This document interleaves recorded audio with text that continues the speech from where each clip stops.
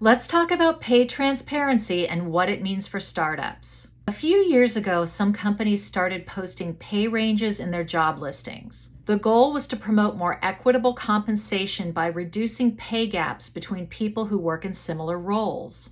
As of 2024, 9 states are now requiring this by law, and a number of other states are implementing similar laws between now and 2025. Now, these laws did not exist when I was running my startup, but we did publish pay ranges for most of our positions.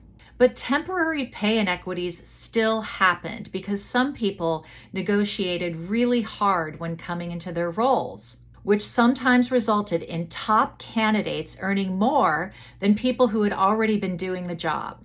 Now, I really didn't like this because having the confidence to negotiate almost always comes from having a more privileged upbringing. And why should someone working in the same job earn less just because they didn't grow up that way? Growing up in a blue-collar household, I was taught to be grateful for anything that I was offered, so I never learned how to negotiate or have that kind of confidence. So this kind of thing bugs me a lot, and so when I was running my company, I found a simple way to address it. We had performance reviews every 6 months, so we used this as an opportunity to equalize salaries and true up those who were making less for the same role. And we also used bonuses as a way to true up existing employees and also reward our high performers. Now, my startup only had about 30 employees, so this was pretty easy to do ad hoc. If your team is bigger, you can do a salary study and put a stake in the ground by saying something like, all roles are going to have a starting salary within the 75th percentile of similar roles in the state. Having such a benchmark and sticking to it promotes salary transparency and equity.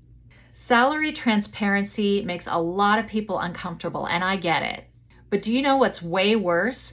Employee gossip, speculation, and even misinformation about how much people make at your company. You're far better off just putting all the information out there. Not only is it the right thing to do, it's good for business. We had an employee retention rate of over 90% for the life of our company and very high employee performance and satisfaction.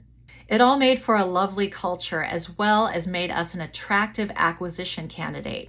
And in fact, we sold our company in 2022 for 5 times revenue.